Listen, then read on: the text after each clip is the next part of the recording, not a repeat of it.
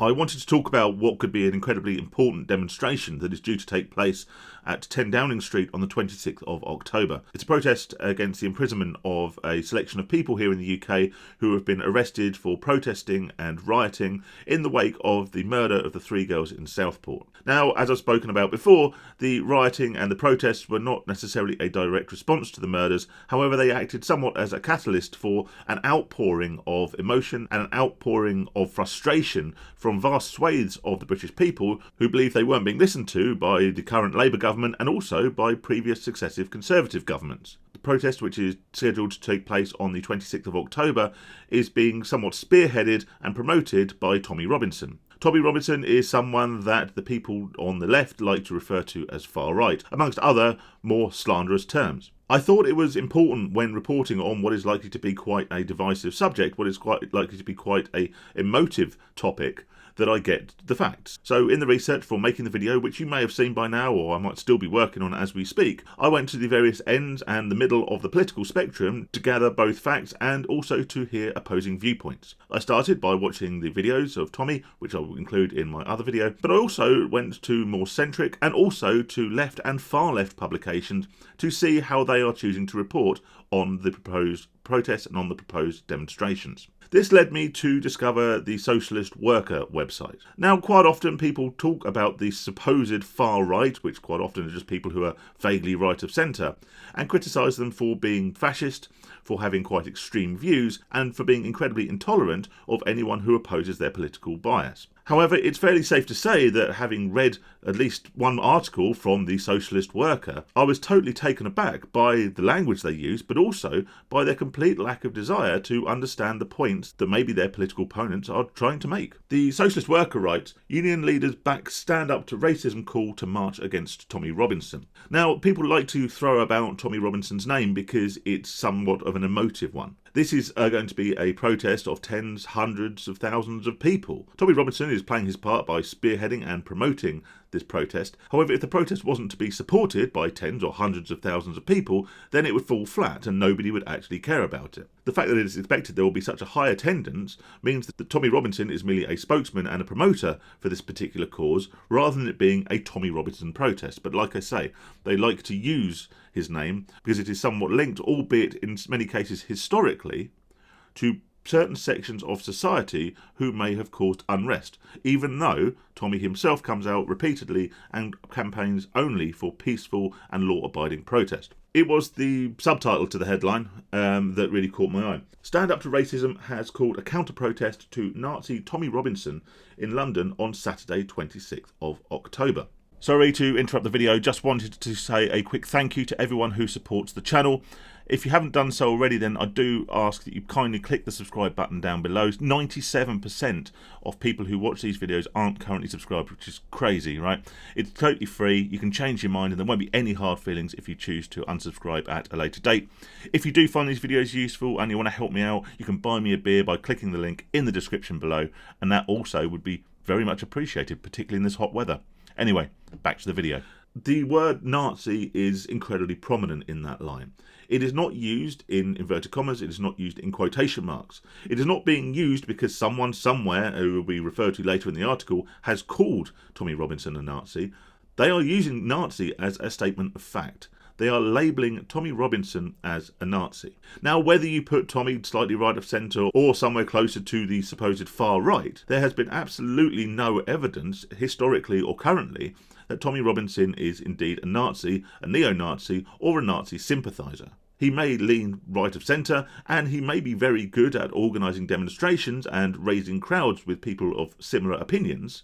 However, I do believe that's kind of where the similarity ends. So the use of the term Nazi is derogatory, it's inflammatory, it's possibly libelous, and it's something that Tommy Robinson would be well within his right to sue for. However, I believe he's got enough legal wranglings on his hands at the moment without taking on additional ones to take down the Socialist Worker. Besides, having the Socialist Worker berate you publicly isn't necessarily going to do his cause any harm, particularly when we read on and we discover just how unhinged, in many respects, the conflicting views of the Socialist Worker and its followers actually are. Trade unions have thrown their weight behind Stand Up to Racism's mobilisation against Nazi, there's that word again, Tommy Robinson in London on Saturday 26th of October.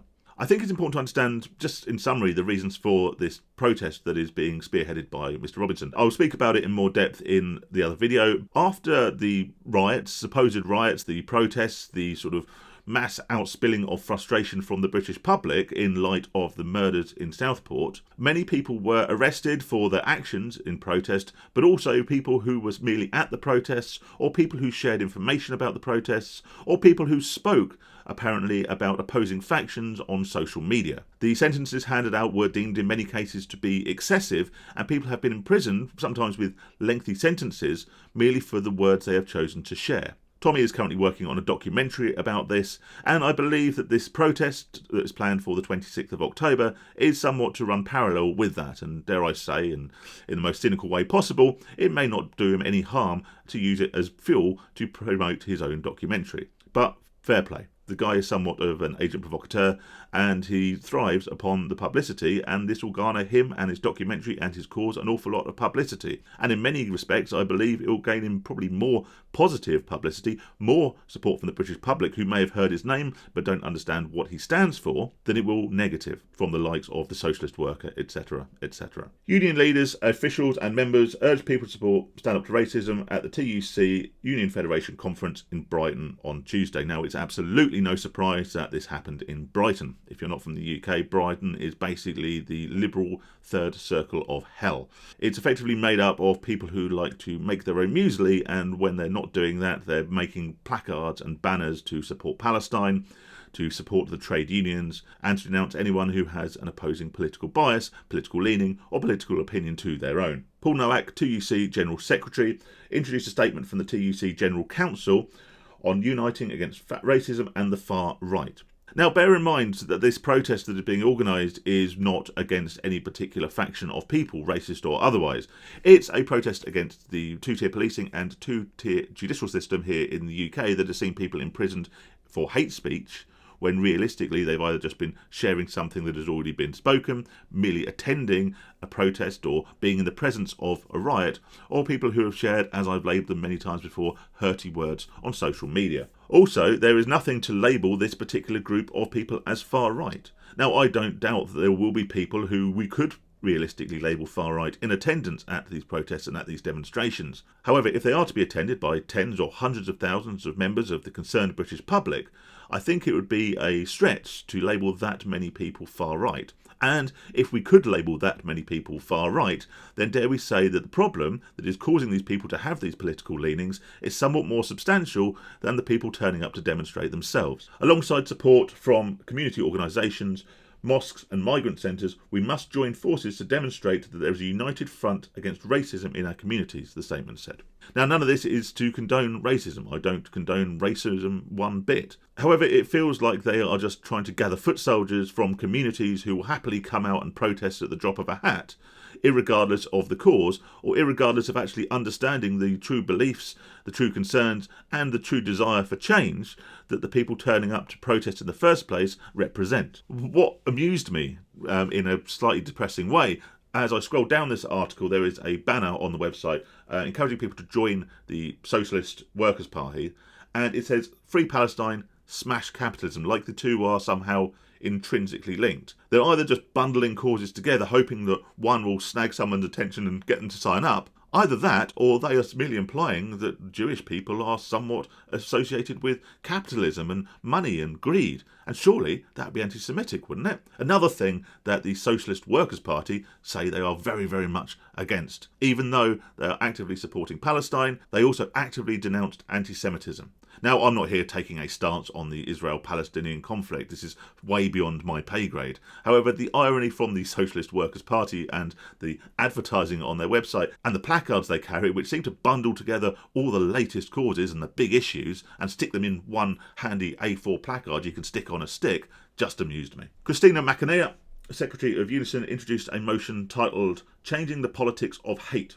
It expressed deep concern about the success of Reform UK, just bringing in another topic here, just bringing in another one of their agendas, nothing to do with Tommy Robinson, nothing to do with the planned protest or the reasons behind the protest, just chucking Reform UK in there as well, because they would be labelled far right, wouldn't they, by anyone who's middle or left of centre. And the recent far right riots that represent the biggest uptick in fascistic activity in a a decade. What they are casually ignoring here is the reason for the uptick in what they have labelled fascistic activity, but what many might just label as genuine concern, or the frustration of not being listened to by successive governments by vast swathes of the hard-working British public. SUTR held a speak out on Tuesday morning of around 30 people. 30 people, that's a big gathering, isn't it? They've obviously got a lot of support behind them. Daniel Keeble, NEU Education Union General Secretary, not quite sure why the education unions are getting involved in this as well, but I guess it's important for them to understand what they need to be brainwashing our kids about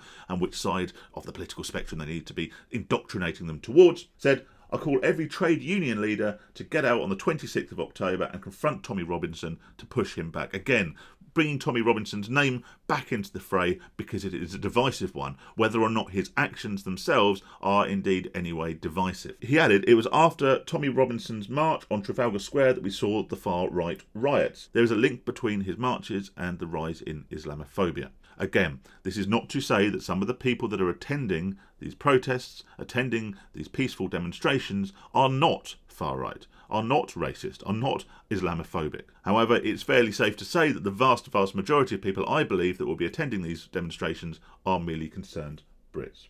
It goes on and on and on, and all that comes out to me is the absolute desire to pin this demonstration on Tommy Robinson. And as we have seen time and time and time again with both the left wing but also the mainstream media and the mainstream press, whenever tens or hundreds of thousands of people gather to protest any motion or to represent any cause, there will always be a very small faction of people who turn up with ill intent.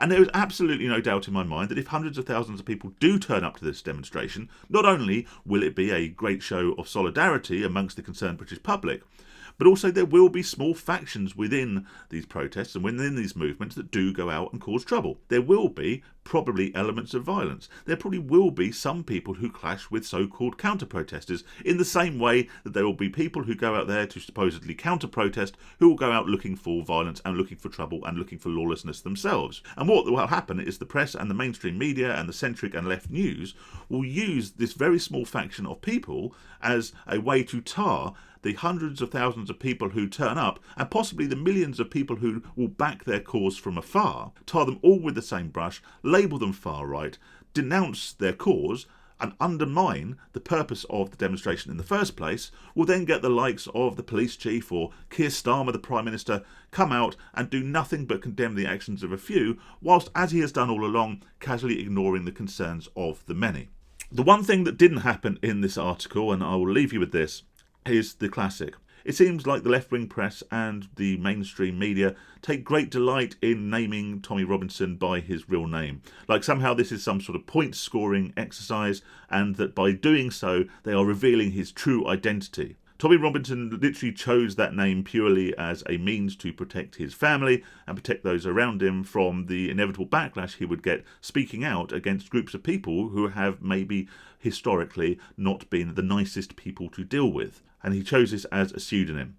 However, we've seen time and time again how much the press are willing to put Tommy Robinson in danger by exposing him, exposing his location when he was on holiday, etc., particularly when he's away with his kids. So using his birth name is just another point-scoring exercise that they believe gets them one over on this man who, actually, if you sit down and listen to him, agree with him or not, he makes some irrefutable point. I don't agree with everything he says, but he makes some irrefutable point. He speaks very well, and dare I say, as I did in the pursuit of the information to make the video that I'm going to release shortly, he goes out and he finds the facts. All right, stay safe, stay sane everyone. I'll speak to you soon.